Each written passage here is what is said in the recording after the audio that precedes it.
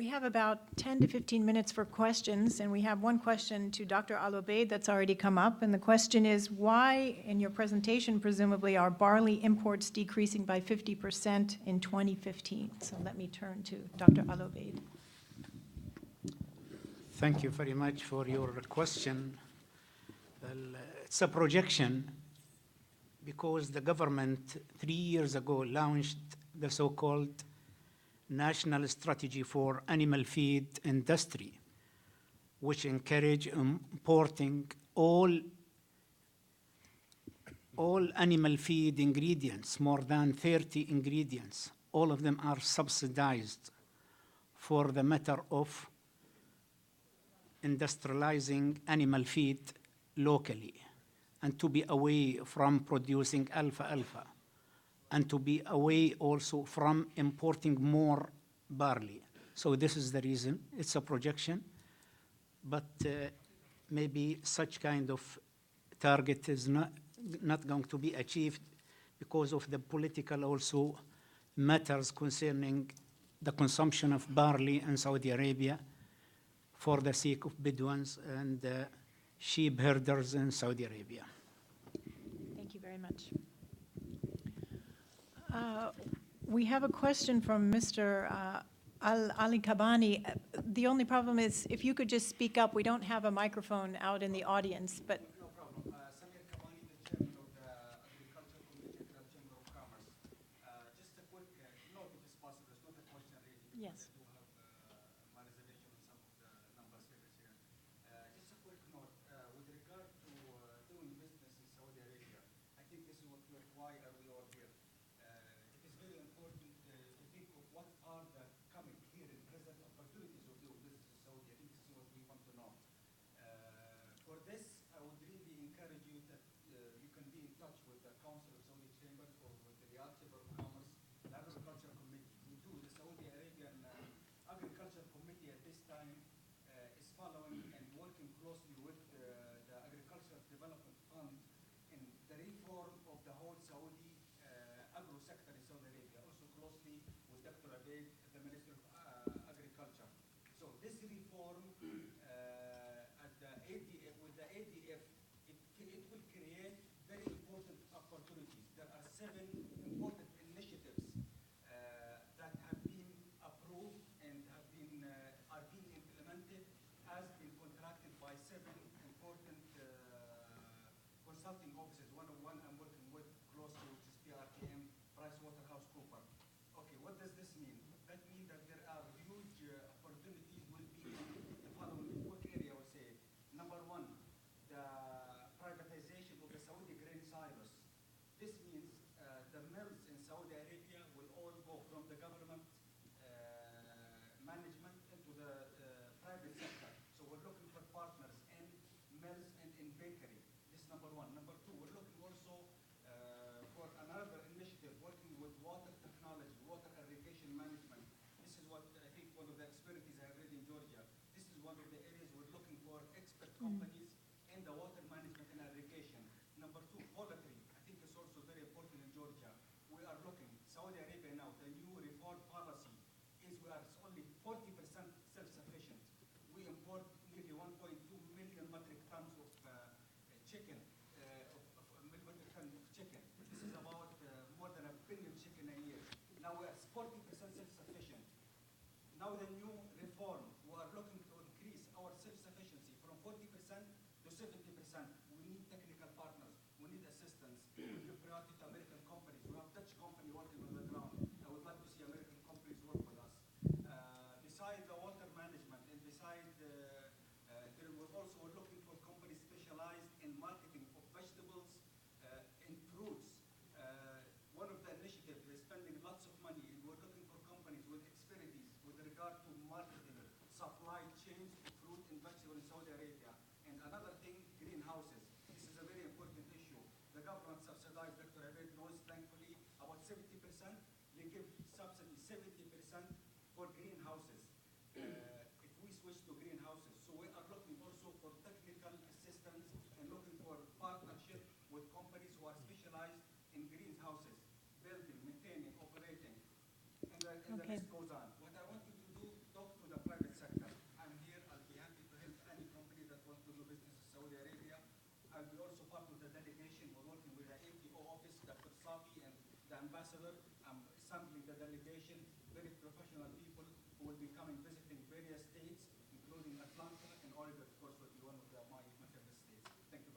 Thank you very much, Mr. Kabani. We have another question from the floor, which I'd like to put to the panel. Are the barley wheat imports that you bring in already processed? No.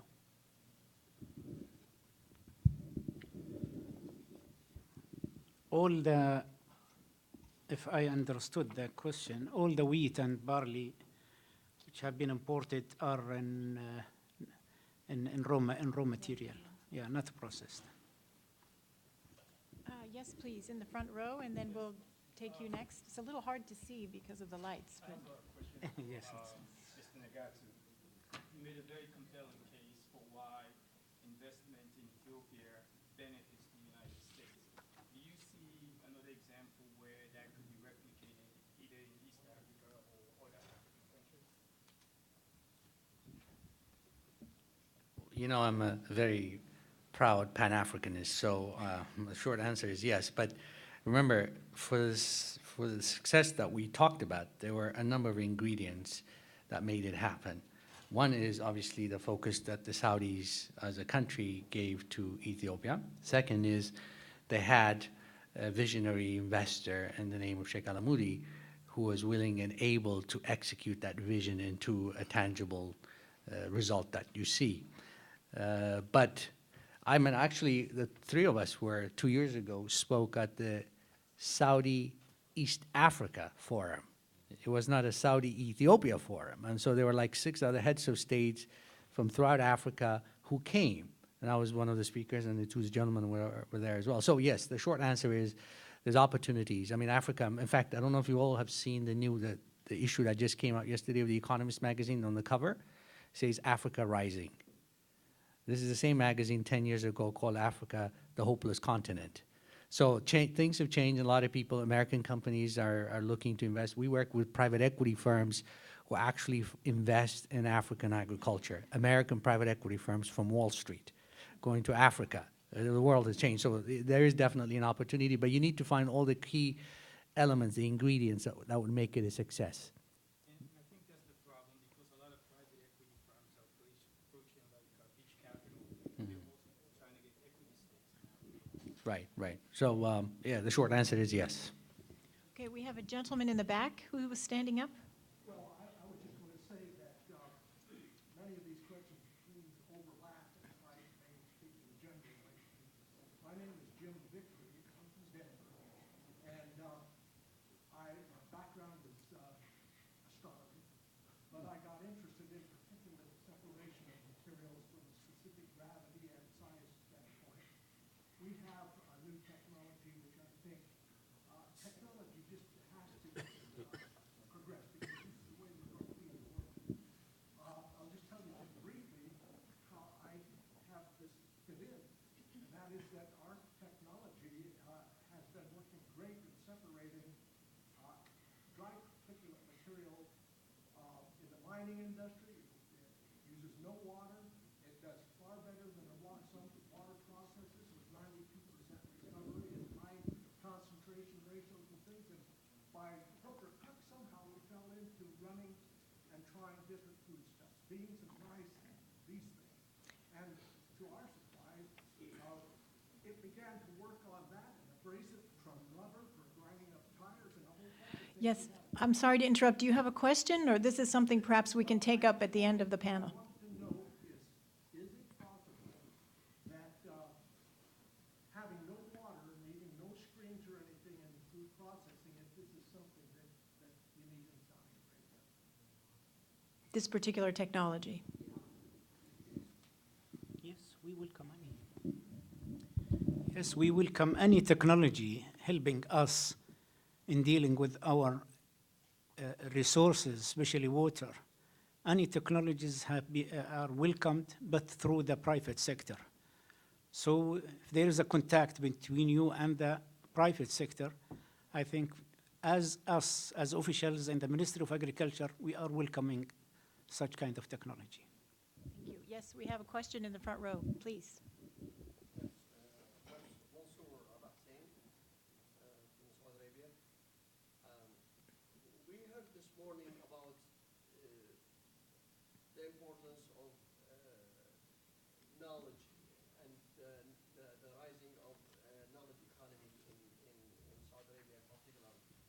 Dr. Obaid, the Ministry of Agriculture has been partly responsible for development of young Saudis.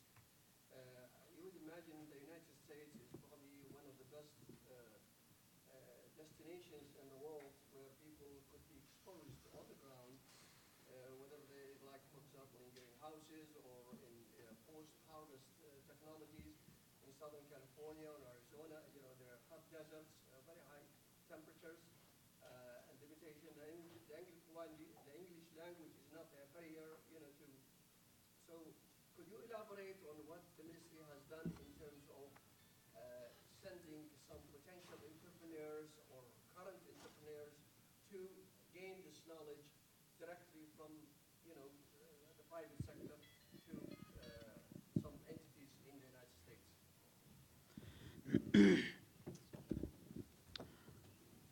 The Ministry of Agriculture, with the other also identities which are dealing with agriculture, is putting this in consideration. No doubt that training is very important, especially in this era which we are transforming our agriculture from to be modernized and to use the latest technology. And we have some agreements with some international organizations also, such as FAO, to send some Saudis who are officials in the ministry working with in many branches around the country to different countries to learn such kind of technologies. But we should also consider that the private sector also doing the same. There are, as you know, there are big companies in Saudi Arabia which are intending to expand and to use the latest technology, is also exploiting this opportunity and dealing with international training centers and sending their employees to the United States or to the other countries. Please, we have a question here. Hi, Olivia Silcott, Agro Corporation from just up the road. My question is directed to the two gentlemen from the ministry. I share your sentiments about Africa being the next large area for agricultural development. And I'm challenged with my company, very excited to see our chapters up in Massey Ferguson, in terms of supporting the farmer to be able to provide you with the products that you're looking for, the crops. Ethiopia was obviously a very good success story. My question for you all is, other than Ethiopia within the African continent, you have your set of criteria. What are some of the countries that most fit that criteria where I should be looking to most support those farmers? Engineer Sharif, why don't you take this one? Thank you very much for the question.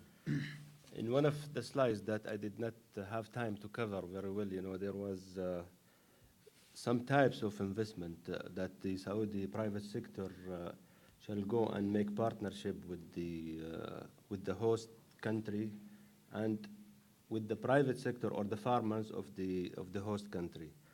Like farm acquisition is one type, takeoff agreement is another type, partnership, equity stakes in food companies and agricultural companies, you know, big ones and medium-sized ones. The committee, the technical committee for the agricultural investment, for King Abdullah agricultural investment, has set a set of criteria for selecting the countries. And my friend here covered some of it, which is like the stability of the country. The abundance, I covered in my presentation, the abundance of arable land and abundance of water availability for the agriculture. The good relation with Saudi Arabia, the friendly, you know, the friendly relationship between Saudi Arabia and the hosting country. And the last but not least is the geographical proximity to Saudi Arabia. It's preferred to be close, but it's not a problem to invest in a country that's far away if the logistics are available. So is Ethiopia the only country right now? No. That's what I was gonna say. Yeah, just I would like to add something that as my colleague mentioned, the main actor of the initiative is the private sector, not the government. We are not going to fulfill any mandate for the investors and telling them go there or there. Whenever the investor find a suitable place anywhere, even remote countries, then in this case, we will sign a bilateral cooperation agreement with the government just to show that we are, as a government, is behind such kind of investment. And there is a framework of agreement already approved by the Council of Ministers, and we already signed one with Vietnam. And also the other one will be signed with Ukraine and can be signed with any countries in which the investors come to us and say, this is the location that I find. So far we have selected like 24 countries, in our list to be the target countries. And some of them with the close proximity and some far, but these far countries, there are some good logistic lines between maritime, between that country and Saudi Arabia. And the government, like my colleague said, gives only the umbrella to the private sector. Yes, please. Sir. Good afternoon. I'm the Guinean ambassador to the United States. I'm reassured by the precision given by the Minister of Agriculture because my country, Guinea, is very far from Saudi Arabia. But I think we have close friends, so I hope that the private sector of your country may come to Guinea to invest there in agriculture. Because my country has made 100,000 acres available for such a project. Thank you very much. Thank you. Thank you very much, Your Excellency. And I would like to assure that most of the countries that we already visited, we visited these countries by invitation.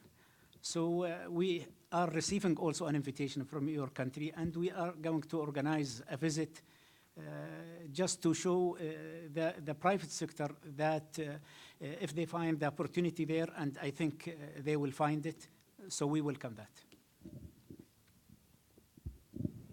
Yes, please. My name is Mark Private with Will Palm, Saudi Arabia. May we ask you to consider the United States as a host country and invest in Georgia? The former governor of Georgia, Perdue, I'm reminded that Georgia's poultry industry could meet your demand. And please don't forget Georgia or the United States as a host country because commodities such as wheat, long-term supply, we're buying from Aramco, long-term supply with your energy basket, which I particularly respect your energy basket for America, but our bread basket for Saudi Arabia and long-term commitment. I would like to encourage you to recognize the United States as a host country, number one, and number two, there's a group here in the room that would like to buy all of the Saudi palm dates available for export. Like the British one said, I'd like to buy all the kiwi plums. Well, I think there's a good market here for your palm dates, and please help us in that regard. That is my question. What kind of help can you give to the marketing of your dates in the United States? Thank you. Thank you. One last question for the panel? Well, actually, I have a question for the panel.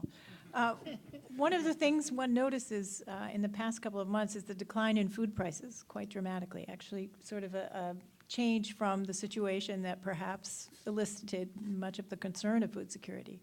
And maybe the panel could just share with us perhaps some of their views in terms of whether this situation is changing the balance in terms of some of the emphasis of this initiative. Are you making some distinctions between dealing with the short term and the longer term?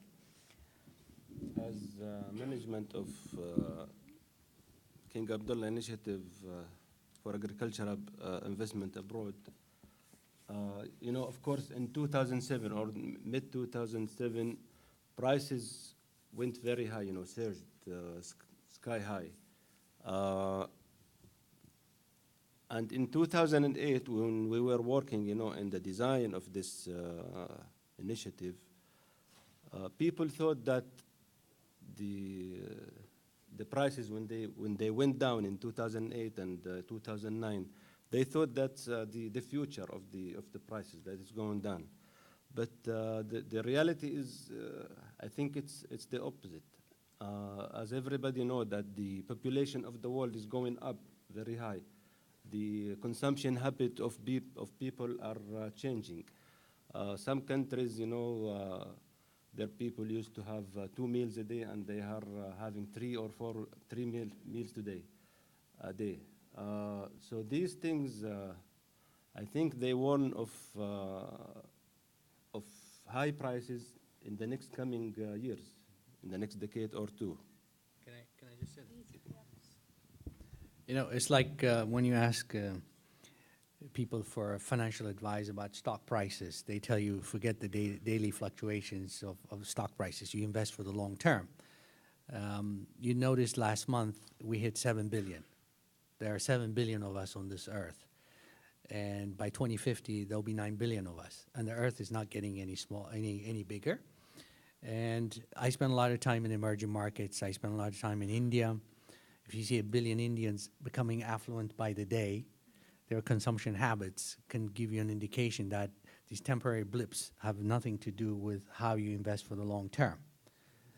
Yeah, Chinese have uplifted 400 million people out of abject poverty in the last 20 years, and they still have 1.5 billion people. So I would tend to look at this long-term investment, and not worry about the price fluctuations from month to month or day to day. I mean, that would just be throwing your long-term strategy off track. Okay, one last question from the floor, please. More like a statement here. My name is Paul Gupta from iLink Technologies. We are based in Atlanta, Georgia. We specialize in agriculture technology, focusing on water conservation and water management, specifically in agriculture. And we are here to basically establish partnerships with Saudi Arabian companies or folks where we can help to conserve water for the agriculture domain, which happens to be the largest consumer of water on this planet. Thank you very much. I think there'll be time after the session for that. Well, please join me in thanking our very distinguished panel.